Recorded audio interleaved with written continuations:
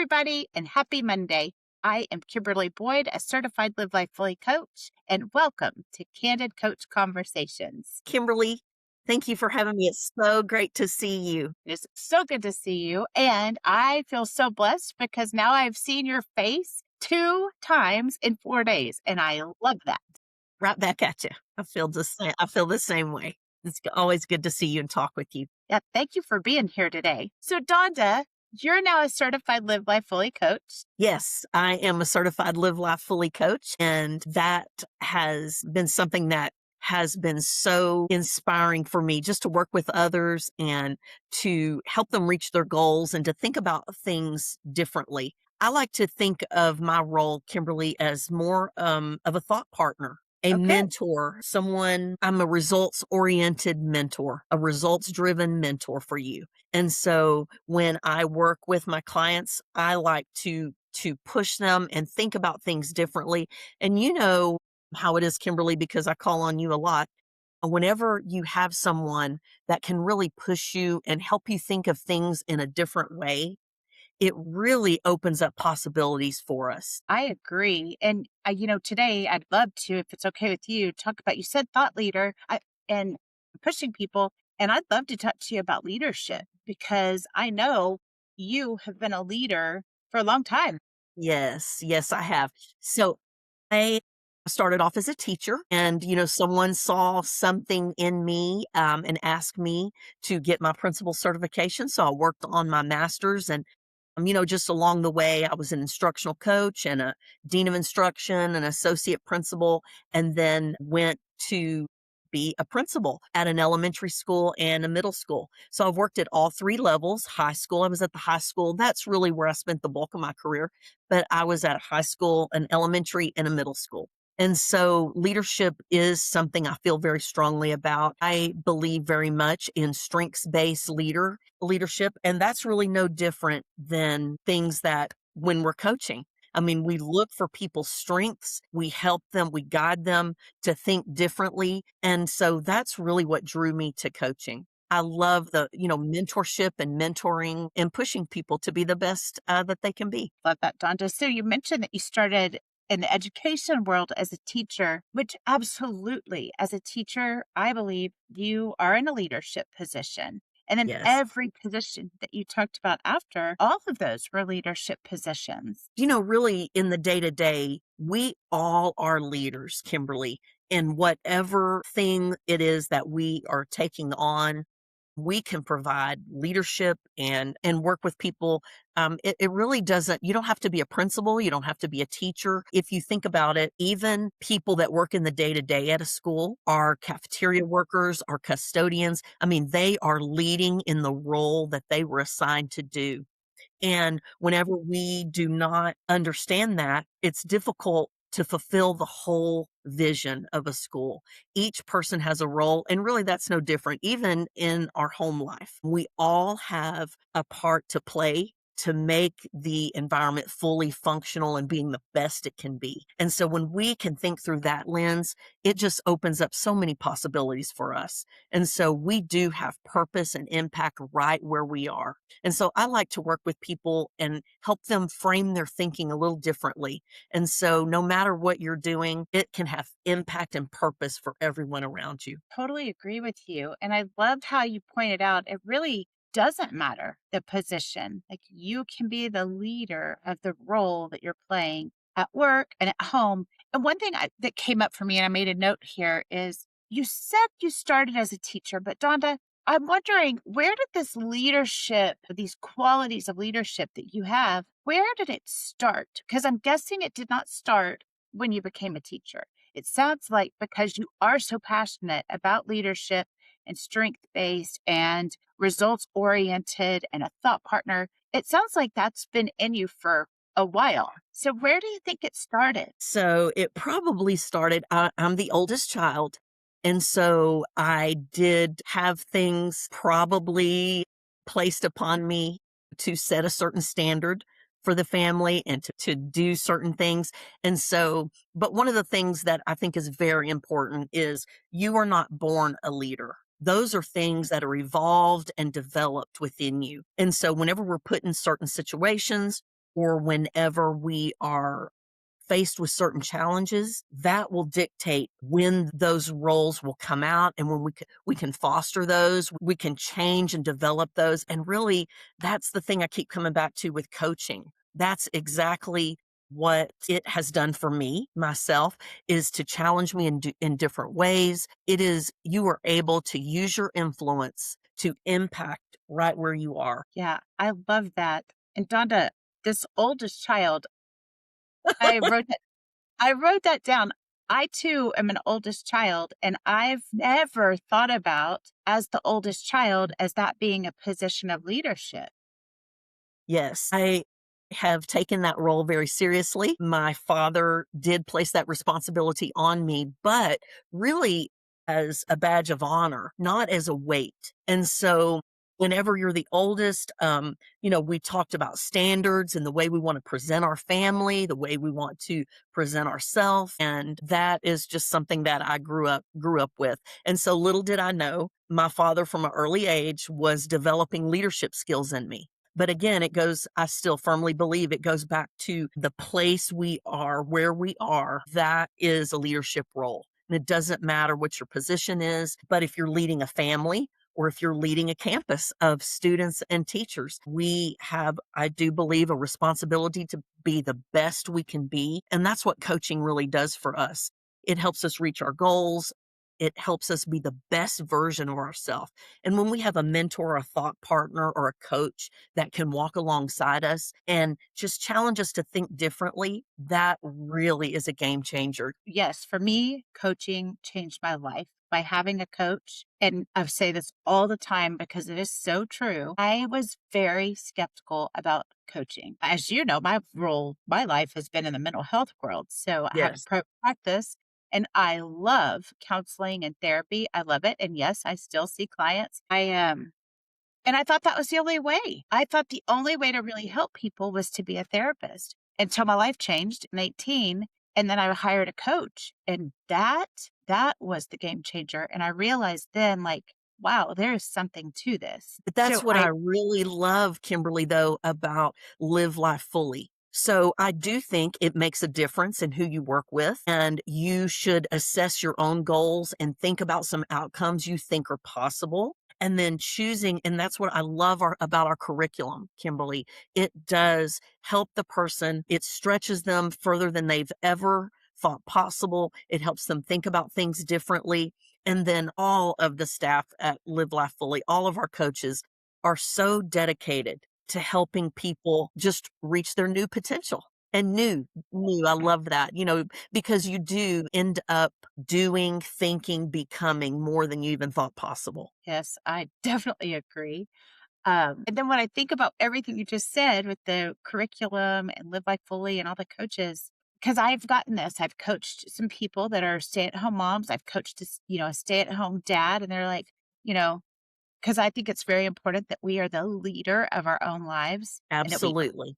that we own our day and create the life we want to live. And so I'm like, and so they don't even know. And so I do wonder. I love that we've talking about leadership because I agree people do need to be pushed and to live life more fully. And then also the whole leadership, if I tie that into leadership, and you've said this time and time again today, it doesn't matter the role, whether it's your career or your career as a stay at home parent or your career as a stay at home individual, whether you have Yes. children or not. And regardless of your age, you can take ownership and be the leader of your day and the leader of your life. I do believe that. Absolutely, Yeah. absolutely. And if we walk alongside people day to day, which all of us do, then Yes. we have influence. So leadership is about influence. And so when we use our influence, it's just better for everyone because we have different perspectives, we have different experiences. I just love the thought of leadership because it is something that is grown within us. Some people, there is some thoughts about this that leaders are born. And certainly when we think about leaders in history that have impacted or influenced, yes, we think, oh my goodness, those are huge shoes to fill. However, that is really not even where they began because even the most powerful leaders started young. They started by influence, maybe people in their family, but certainly they grew themselves from the inside out. And that's something I'd like to talk about, Kimberly, is I do, because you said something that really resonated with me, that you believe people should, grow themselves. And that is a foundational thing that I feel very strongly about. Before we can lead others, we have to lead and grow ourselves. Mm, And so if we are not willing to see things within ourselves and to grow our skills within ourselves, we are not able to lead. John Maxwell, one of my favorites, says that if we're not going to grow ourselves, we cannot possibly expect people to follow us and grow them. So one of the things that's really helped me, Kimberly, is I developed a system called CORE, and it's inside out type of leadership. So CORE stands for communication, organization, relationships, and energy. And across those four domains, just research that I've done, a leader will face those four things daily. And so a person in a leadership position makes about 350 decisions a day. And so that is a load. And so whenever we're able to have a structure to think about and process these things, it kind of separates us from the emotional. Because, decisions, especially when they're relational, like when you're in a leadership position, because even if you're leading your home, that's probably more relationally charged than any situation, right? Whenever we're interacting with husbands, daughters, friends, that's very relational. And so if we can just take a moment, take that space between the situation and our decision, take that space, and we are able to look at it from a lens of, okay, is this a communication issue? Is this an organizational issue? Is this relationship, or is it my energy or your energy that we're bringing? It just creates that space, Kimberly, for us to make a good decision and to help us make decisions a little less emotionally charged. I am so glad you brought up this core framework. Okay, so the 350 decisions a day, that is a lot of decisions and a lot of cognitive Yes. stuff Huge going cognitive on. load. Yes. I mean, as simple as I wrote down 350 decisions a day, that was a decision that I made to write it down. So I'm like, oh my gosh, every time I turn around, I'm making a decision. If I'm going to Yes. get a sip of my drink, that's a decision. Oh Yes. my gosh. So I'm super excited that you brought up this core framework because, well, I know you wrote a book. That book is on its way to the publisher, y'all. Incredible. And the core framework is outlined and it's good. It's so good. Thank you so much, Kimberly. My big motivation really for writing that is I know my own journey as a leader. I was deciding anything that could have impact on a child, which that is heavy, to maybe a consequence that I was giving to a student, how that would impact the family. Mm. Then I would have a decision on what are we having for lunch. So the gamut, the range of decisions, just like you said, you have to decide, whether you're even going to do this recording today. So you have this range of emotions. So what I found is by the end of the day, I was just so emotionally tapped and heavy and anxious and not steady. And so whenever again, I thought about this, what brought this up, I thought about the theory of, there is the reaction, there's a space, and then we respond. That really changed me. And so just the reading I've done, and I know that we do this with children. So when a child will, maybe make a mistake, and our first response is maybe to respond in maybe a negative way. But if we take that breath, the outcome is usually a lot better. So I thought I would apply that to the way we make decisions in leadership and specifically at a school campus. So whenever we're able to just separate that emotional piece and just think, okay, so what's going on here? Is this communication? Is this some system or organization we need to put in place? Is this a relational tension that I'm feeling? Or is this energy? Maybe my depletion of that energy. And we talk a lot about that in coaching, Kimberly, how if we do not protect our energy, it's really responsibility. It's not another way of looking at self care. It is really your responsibility as a leader to protect your energy so that you can show up in the best ways for the people who are following you and needing you.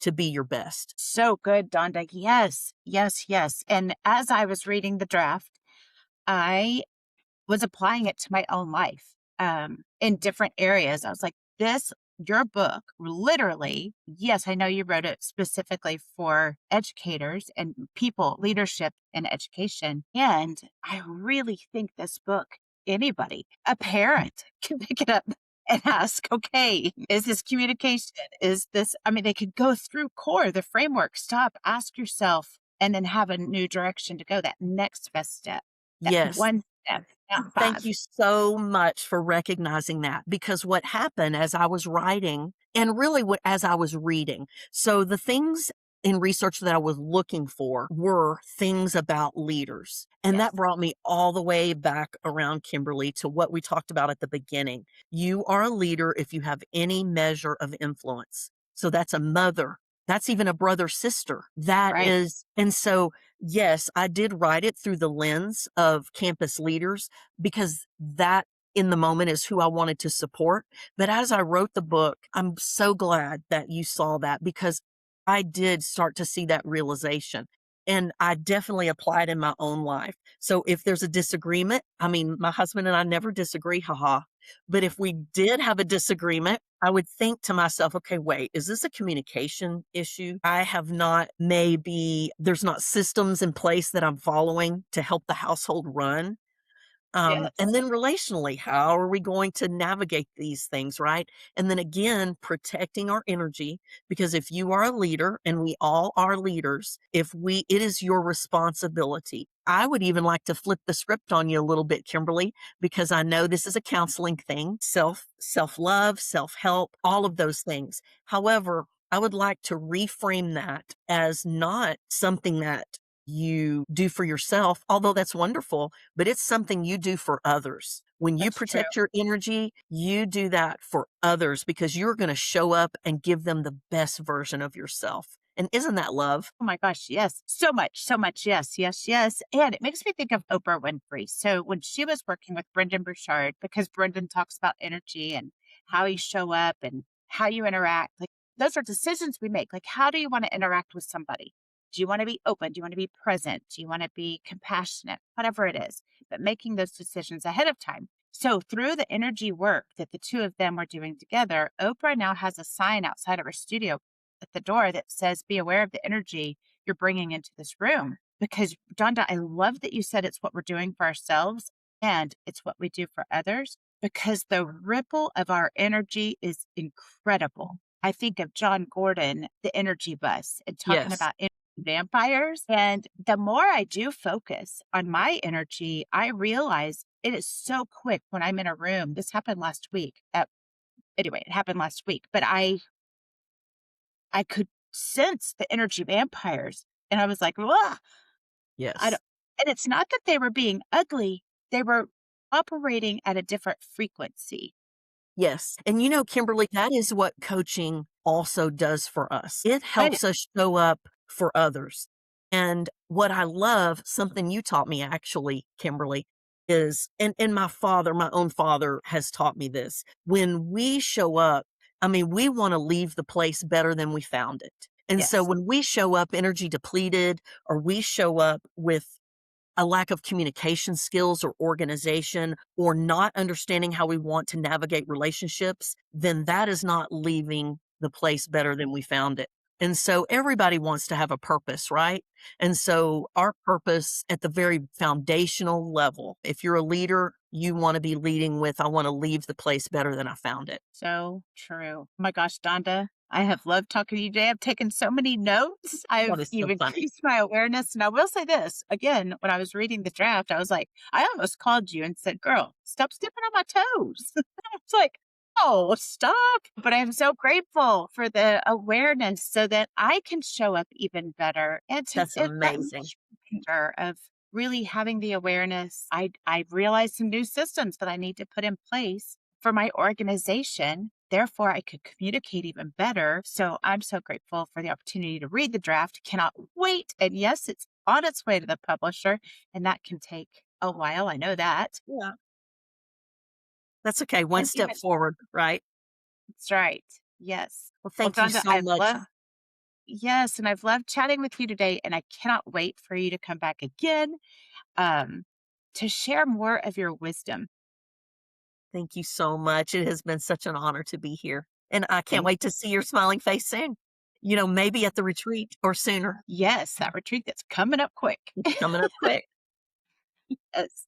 All right, everyone. Thanks for tuning in. We are wishing you a beautiful day. And Yeah. remember, live life fully. Yes, ma'am. Bye.